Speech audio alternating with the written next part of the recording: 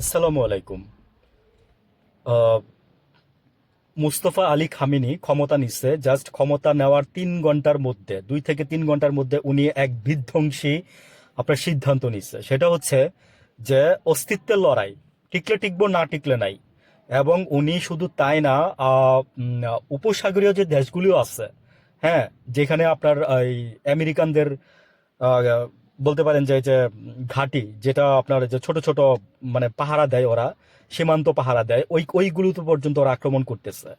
লজ্জা, শেম যে আমাদের যে মুসলিম কান্ট্রিগুলো আছে, হ্যাঁ, তারা এই যে সৌদির উপসাগরীয় দেশগুলোর পাশেই তো তারা, তো তারা আপনার এতটুকু পর্যন্ত উয়া করতেছে না। হ্যাঁ, মুসলিম মুসলিম হয়েও তারা করতেছে না। তো একজন আপনার লিখছে যে হামাস, হুতি বিদ্রোহী, হিজবুল্লাহ, আইআরজিএস একসাথে আক্রমণ করতেছে।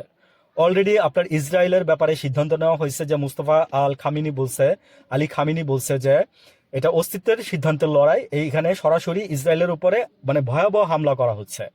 এবং আপনার ইরানের যে ভূগর্ভস্থে যে আপনার এই যে মিসাইল এবং যে পারমাণবিক অস্ত্রগুলো, সরি, আপনার মিসাইল ছিল, এগুলো আপনার বেরোচ্ছে একে বৃষ্টির মতো করে আপনার ইসরায়েলে গিয়ে গিয়ে পড়তেছে।